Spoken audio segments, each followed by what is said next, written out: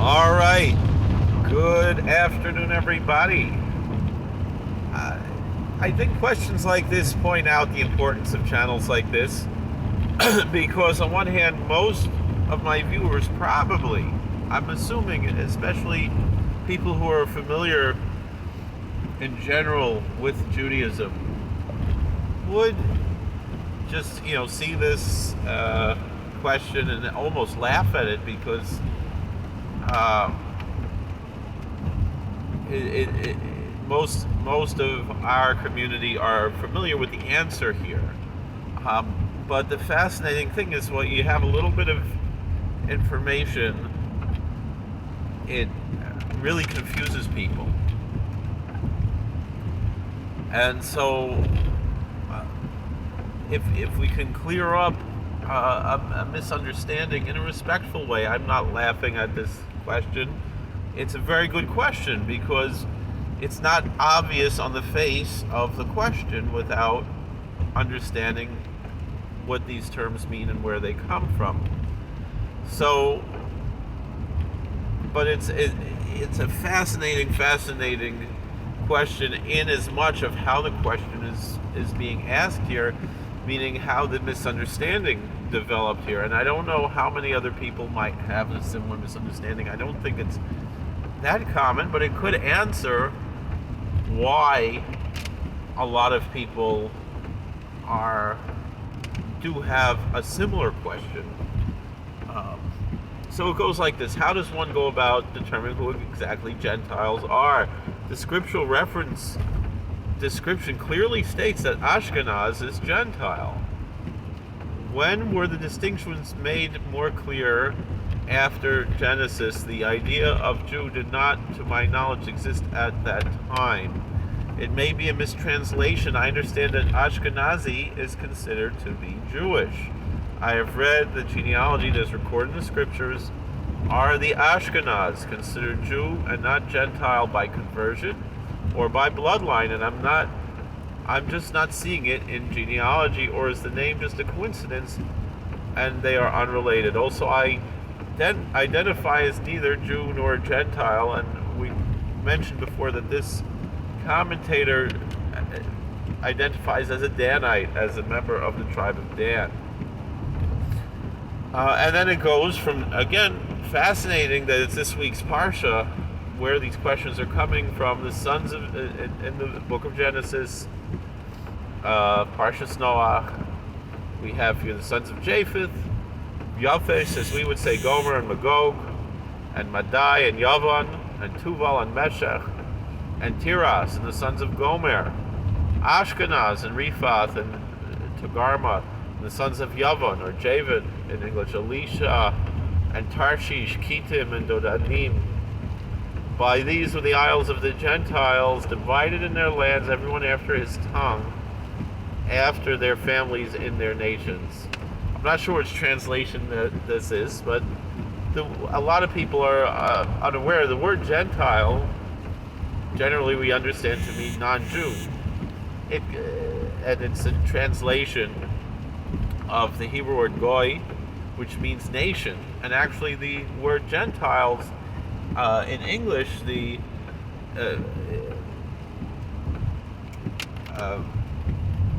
source of the words, the etymology of the word Gentile, is also nation. A lot of people don't know that. In any event, and so this translation usually it would say is the isles of the nations, but it's just as accurate to say, first of all, Gentiles means nations, but this is how it's being read here. And so the question is, what is this that we hear of? There's such a thing as Ashkenazi Jews. If Ashkenaz is one of the Gentiles? And the answer is actually very simple. The Jewish people, when they were exiled from the Holy Land and they started to be spread all over to the four corners of the earth, a very large Jewish community settled in the lands of Ashkenaz, meaning it's generally understood that these various nations, the sons of Japheth, the sons of Japheth, We, for example, Madai would be Media, which is in the vicinity of Persia, current day Iran. Yavan is Greece. I'm not sure who Tuval, Meshech, Tiras, I think, is also. I remember someone said where Tiras is, but I don't remember offhand. Ashkenaz generally is identified with what's currently Germany, that area, meaning that the Gentile children of Gomer, the children of Japheth. One of those would be Ashkenaz, and that Ashkenaz, his descendants settled in Germany. And so when we speak of Ashkenazic Jews, what we mean are the Jews who settled in the lands of Ashkenaz, meaning in the Jews who settled in Germany. And so when we speak of Ashkenazim, we don't mean the children of Ashkenaz, we don't mean the descendants of Ashkenaz, but we mean the descendants of Judah and Levi and so forth from the kingdom of Judah, exiled, restored to the second temple, and then exiled again, and eventually settling in Germany around 1,200 years ago, maybe 1,100 years ago, thereabout. And that's when the Jews settled in the lands of Ashkenaz. And so when we speak of Ashkenazic Jews, we don't mean people who are the descendants of this person, Ashkenaz, but we mean the Jews who settled in his land, just like the Sephardic Jews are the Jews who settled in Spain. And that is the meaning here. Now I'm wondering, there's I guess for lack of a better term, there's a conspiracy theory that all of the Ashkenazic Jews themselves are the children of converts from the kingdom of the Khuzars, the Khazars, the Khuzari. And there is a historical record that there was a kingdom that converted to Judaism, the Khazar kingdom. But to say that the entirety of Ashkenazic Jews are descendants of those converts is not founded in any historical or biological evidence. The Ashkenazic Jewish people who are from their DNA Ashkenazic share a lot of the DNA with the Sephardic Jews and with Jews all over the world in various places, including there's a Y chromosome for the Kohen, someone whose father's father's father was Aaron, the brother of Moses, and therefore if their mother and their mother's mother's mother all the way well, not mother's mothers, but their mother and their father's wives, so their grandmothers throughout the generations were eligible to marry priests. So such a person is a priest, is a Kohen. And there is on the Y chromosome the Kohen marker, which obviously if someone is making this claim to have to share a common patriarch, father to son, so then you would have this marker on the Y chromosome, and that is something that's in common among Jews, whether they're Sephardic or Ashkenazic. Again, that doesn't mean, when we say Sephardic or Ashkenazic, it means the Jews who settled in the lands of the Ashkenazim, the Jews who settled in Sepharad, which is generally translated as Spain. We don't really even know for sure that Germany is where Ashkenaz settled, but we traditionally use this biblical name to identify that is where these Jews settled. Now, there'd be nothing wrong if all the Ashkenazim were descendants of converts, except for the identity as a Kohen or a Levi, as a priest or a Levite. That part you cannot convert to. That you have to be born as a priest or a Levite. But other than that, there could have been a large amount of converts, and there would be no issue if there were a large amount of converts. But historically, even though there were a large amount of converts who joined the Jewish community around the year 800, 900, thereabout, it was not an overwhelming amount of people that it would, I would say, cancel out the Jewish community with a Jewish ancestry, So, for example, my mother's family was Jewish, and the DNA tests that my uncle took showed that they were all Jewish. There was no even converts or anything. It was, and until my father, who wasn't Jewish, we were a totally Jewish family, and in those days, conversions were very, very rare. There weren't very many converts welcomed into the Jewish community. So, were there some? Yes, but it was not really so much because the Jewish community wasn't welcoming, which is more the case now. But in those days, you were going to be persecuted if you converted to Judaism. People were put to death. They were burned at the stake for converting to Judaism. Even as recently as in the 1700s, the famous story of the Ger Tzedek from Vilna, and so therefore the Grav Potapsky, Avram ben Avram. So therefore we have to. That is the understanding.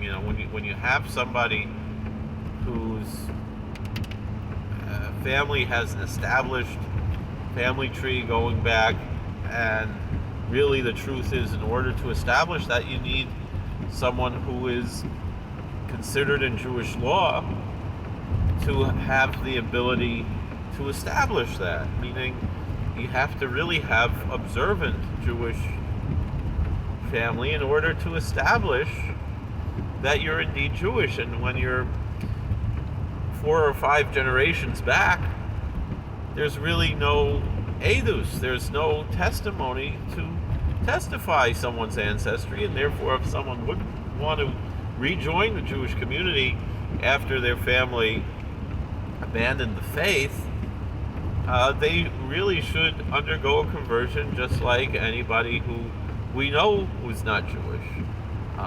At least, at the very least, to be on the safe side, to know, who are we talking about. And there's a story that Rabbi Zev Leff, who's a very popular rabbi in the Holy Land, he told us when in yeshiva, he said, there was a woman who he had converted, and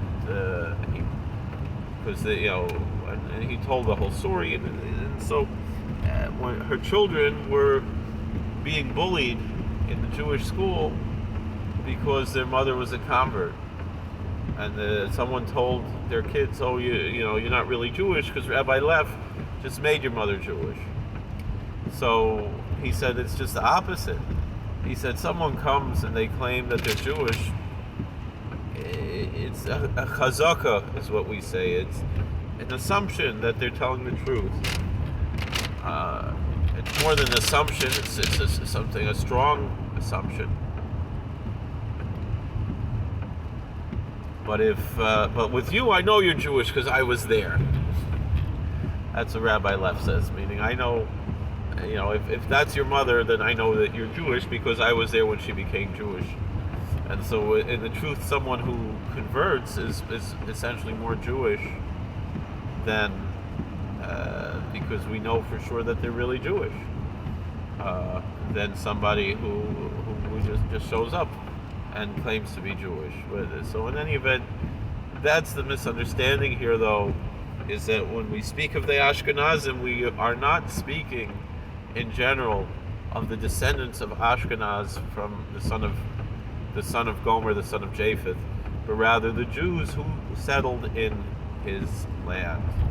Thank you for watching. God bless. Please like, share, and subscribe, comment. I know for most people that's an obvious thing, but the fact that this question came up, it fascinates me, and again, I wonder how many people who have heard of this, the conspiracy theory about the Khazars, which is widely used to try to discredit Zionism, which really, there are many better ways to discredit Zionism.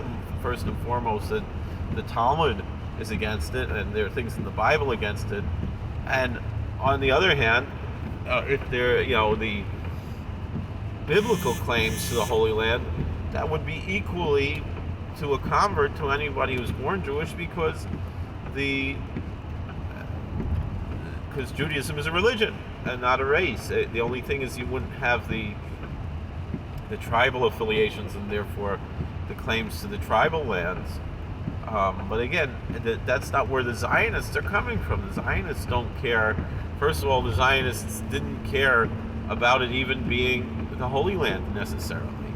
They would have taken Uganda. They were looking at some property in the Finger Lakes in upstate New York. They just wanted to have some Jewish, as they defined, ethnically speaking, because they were atheists, some kind of a Jewish country, and that was the history behind it. So it really wasn't about the Holy Land. The reason why the Zionists chose the Holy Land was so they could attract the traditional Jews who always had a religious devotion to the Holy Land and looking forward to the Messianic restoration and so forth, which this has nothing to do with that. The current state of Israel, 1948, has nothing to do with the biblical promise of the restoration and so forth. It's very much separated from that. It's really just, in fact, in many ways, it's the opposite of that. It's if you want to use a term aptly, even without the Christological meanings, it's Antichrist, meaning if we understand the word Christos to mean Mashiach, not to mean the Christian Christos, the Christian, the one the Christians think is the Messiah, the one they call Jesus, but rather whenever Mashiach comes, whenever that's revealed, it's a different story.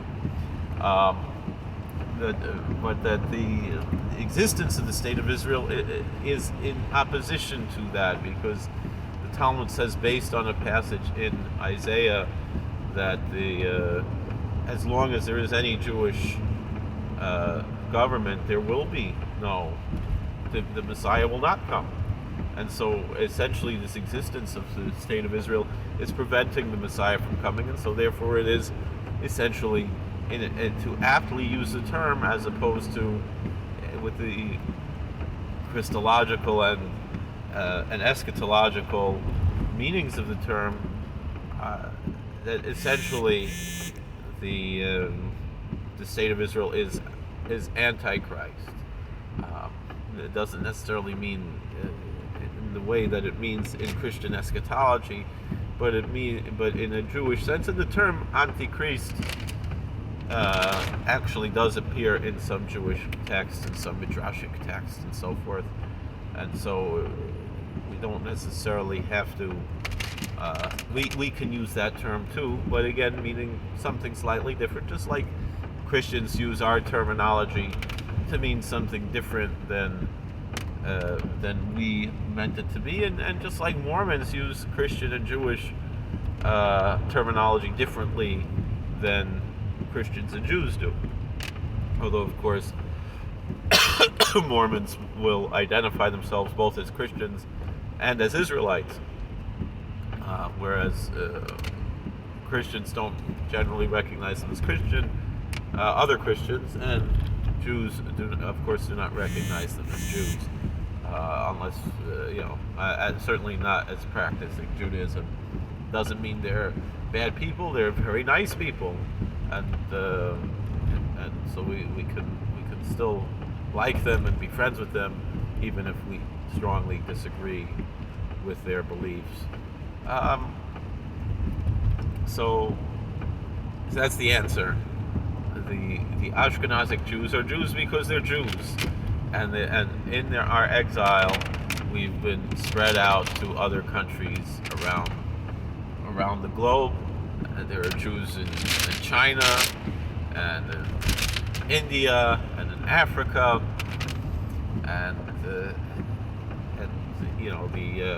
but probably the biggest Jewish community is the Ashkenazic Jews, and they've for most part settled in America and in Holy Land that's currently being occupied by the country that calls itself the State of Israel. I don't mean that occupied in the sense how the Palestinians refer to it.